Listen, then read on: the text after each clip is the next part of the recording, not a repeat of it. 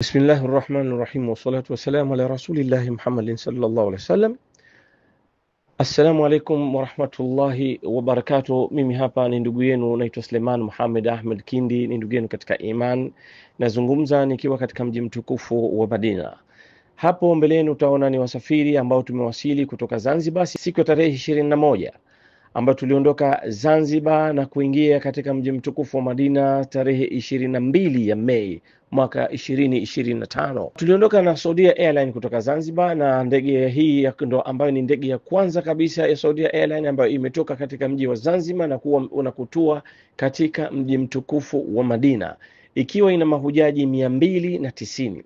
Tunamshukuru Allah subhanahu wa ta'ala kwamba tumefika Madina tukiwa salama, na usafiri alhamdulillah ulikuwa ni shwari salama. Ndege ilikuwa hali ya hewa ni nzuri, ndege ni nzuri, huduma zilikuwa ni nzuri. Kwa hiyo tumetua Madina katika hali mashallah bila ya uchovu.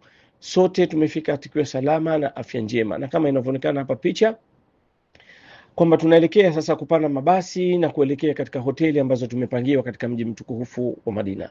Shukrani za dhati, shukrani pekee kwanza tunamshukuru Allah subhanahu wa ta'ala, lakini pia tunamshukuru na kutoa shukrani za dhati kwa rais wetu wa serikali ya mapinduzi Zanzibar Dr. Hussein Ali Hassan Mwinyi kwa yeye kufanya juhudi maalum kwa ajili ya kutupatia ndege hizi za Saudia Airline na kutuwezesha kufanya safari ya moja kwa moja kutoka Zanzibar hadi mji mtukufu wa Madina.